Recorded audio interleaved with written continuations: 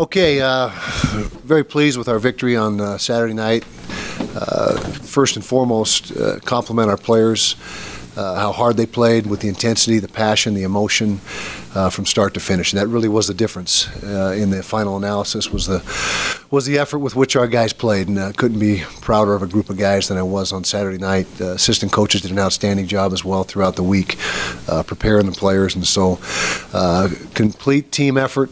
And it was good to get back on the winning track and give us a little bit of momentum heading into Pac-12 play this weekend at Arizona State down in Tempe. So it was a very positive way to get back on track.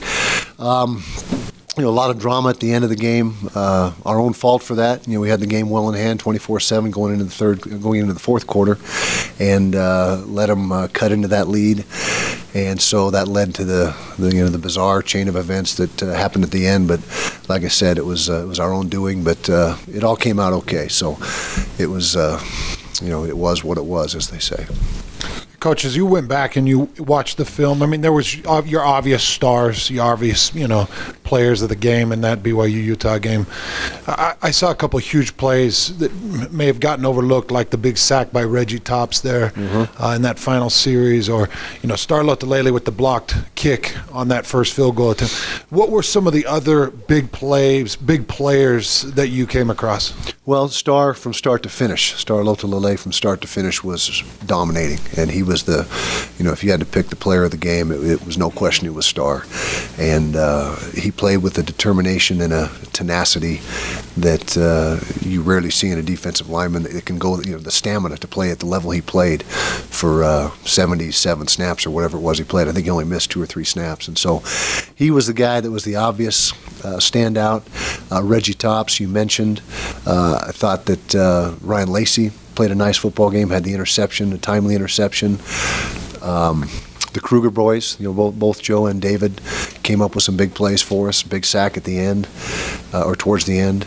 Offensively, John Hayes, with our inability to run the football, our ability to throw the football saved us, because if we had not been able to be as efficient as we were throwing the ball with as abysmal as our running game was, we would have been in trouble. And so John had an outstanding night. I think his efficiency rating was over 150, which is, if you do that all year, you're going to be among the leaders in the country. And so that was a bright spot on offense. Another bright spot was the offense's possession of the football. We didn't turn the ball over one time, which is, in a game like this, that's a huge positive. Sapatasa got quite a few minutes, and I thought your offensive line did pretty darn well considering the conditions. How did they grade out, Coach, and what were some of your thoughts on the tackles play specifically? Well, first of all, I'm glad you mentioned Cedric. CJ would call him Cedric Jeremiah Patase, but he played every snap except for the one where his helmet came off, and very proud of him for a true freshman to step into a game like that and to grade out. He was over 80% with his grade,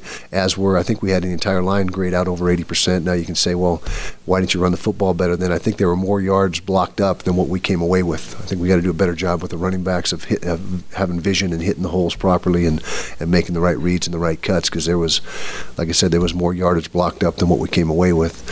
But Cedric was outstanding for a kid in that situation. Big game, rivalry game, first real D1 experience. Very proud of what he did.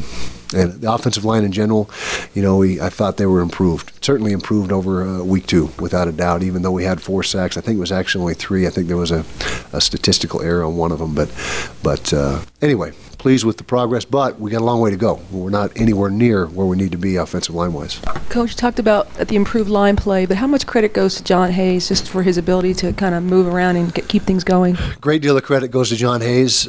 He's a mobile quarterback, and he's tough as nails. I mean, he took some shots Saturday night, and he just picks himself right back up every time, and he's got mental and physical toughness that we just, it's infectious for the rest of the football team. And so, the offensive line did play better, like I mentioned, but he makes them better with his ability to move around a little bit, and like I said, he was his performance in the throw game in particular was one of the big reasons why we were able to win the game. As you look at Arizona State, what stands out, and then how do you slow that down? Good football team, big win against Illinois, right in the ball game against Missouri. Spread attack on offense, a lot of 3 and 4 wide receiver sets, mobile quarterback. So we got it's typical spread offense that we faced, so many times over the years. Defensively, they'll bring pressure. They'll bring 5, they'll bring 6. Quite often, you got to be ready to handle their pressure packages. Quarters team in the back end when they're not bringing pressure, but athletes all over the place. That's the thing that stands out the most is their speed and their athleticism across the board.